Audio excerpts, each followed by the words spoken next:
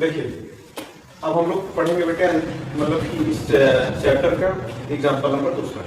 Example पहला था और ये वाला कौन सा है, दूसरा। देखो इस ये थोड़ा सा बड़ा क्वेश्चन है, इसलिए इसको आराम से समझना, धीरे धीरे समझोगे तो समझ में आ जाएगा। देखो एक बिजली मिस्त्री को एक 5 मीटर ऊंचे खंभे पर आ गई खराबी की क्या करना है बेटा, मरम्मत करना है। क्या करना है, मरम्मत। मतलब ये खंभे की लंबाई कुल कितनी है, 5 मीटर।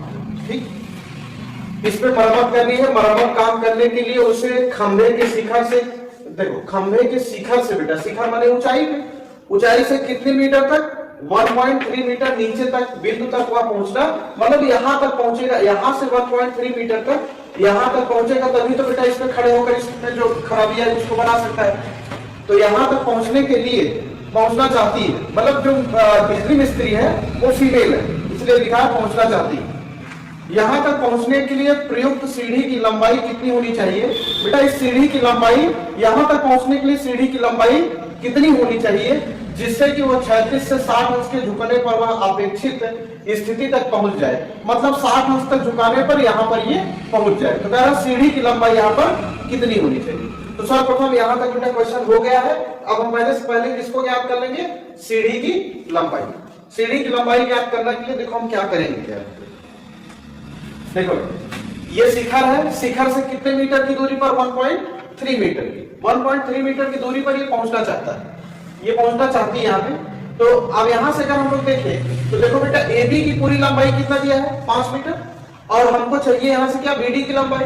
तो देखो हम BD की लंबाई यहां से हल कर रहे हैं, देखो ध्यान समझना, हल कर रहे हैं यहां से, ध्यान समझना। सबसे पहले यहां पे हमको किसकी लंबाई चाहिए, BD की लंबाई। किसकी लंबाई चाहिए बेटा, BD। अब BD की लंबाई ज्ञात करने के लिए बेटा देखो पूरे में से इसको अगर घटा दें तो BD आ जाएगा। पूरे लंबाई में से अगर हम इसको घटा दें तो BD आ जाएगा। अर्थात पूरी लंबाई कितनी है बेटा, AD है।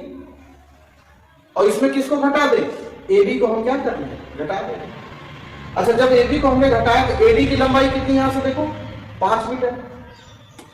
ठीक, AD की लंबाई 5 मीटर है, और फिर ये वाली AB की लंबाई कितनी है, 1.3 मीटर। अच्छा घटाना ना आ रहा तो समझ लो 5.0 लिखा जाता है बेटा, 1.3 लिखा जाता है। ये इसको एक उदाहरण दिया था, ये 10 हो गया, 10 में से ये 3 गया बेटा, 7 बचा, 4 में से गया 3 बचा, अर्थात घटाने पे कितना आ गया, 3.7 मीटर आ गया। यहां तक बात समझ में आ रही है, यहां तक आपको बात समझ में आ रहा है। अच्छा जब बात यहां तक समझ में आ गई है तो अब आगे समझने का प्रयास करें। चलिए आगे समझने के लिए देखो क्या किया जाए। अब हमको चाहिए सीढ़ी की लंबाई। क्या चाहिए बेटा, सीढ़ी की लंबाई।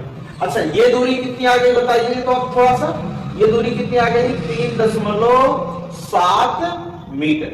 यहां तक आ गया 3.7 मीटर। अब आगे देखिए हमको चाहिए बेटा सीढ़ी की लंबाई।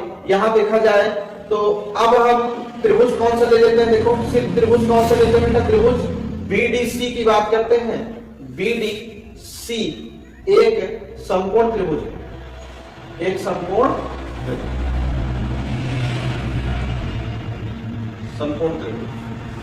त्रिभुज BDC जब एक समकोण त्रिभुज है तो यहां से हमको, ध्यान समझिए, यहां से बेटा हमको सीढ़ी की लंबाई चाहिए। तो सीढ़ी की लंबाई के लिए देखो थीटा के सामने वाली भुजा हमेशा ये क्या होगी, लंब होगी।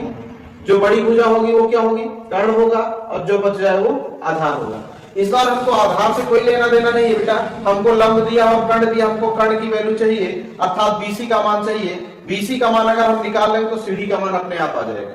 अगर BC का मान निकाल लेंगे भैया तो सीढ़ी का मान अपने आप आ जाएगा। ठीक है, BC का मान निकालने के लिए ध्यान समझिए, ऐसा कोई बताइए, ऐसा कोई बात बताइए जिसमें लंब और कर्ण का संबंध रखता हो, ऐसा कोई अनुपात बताइए जिसमें सिर्फ लंब और कर्ण का संबंध रखना हो। तो लंब और कर्ण का संबंध बेटा सिर्फ एक ही रखता है, जिसको कहते हैं साइन थीटा बराबर लंब बटे कर्ण। इसके साथ वाला एक और रखता है कॉसेक थीटा। वो क्या होता है, कॉसेक होता है। कॉसेक थीटा बराबर बेटा इसी का जस्ट उल्टा होता है कर्ण बटे लंब। तो चाहे कॉसेक से लगाओगे चाहे साइन से लगाओगे, इसका सीढ़ी का मान आ जाएगा। अब देखते हैं कैसे लगेगा बेटा, साइन थीटा बराबर लंब बटा कर्ण। साइन थीटा का जो मान है वो बेटा अब यहाँ पे देखो, ये साइन थीटा है, थीटा का मान यहाँ से कितना दे रखा है आपको, 60 डिग्री दे रखा है।